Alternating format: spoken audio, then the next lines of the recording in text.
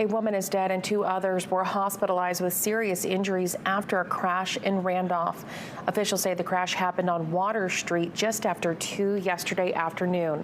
According to the Kennebec County Sheriff's Office, 62-year-old Deborah Alexander of Gardner was driving her vehicle when she crossed into the oncoming lane and hit another vehicle head-on.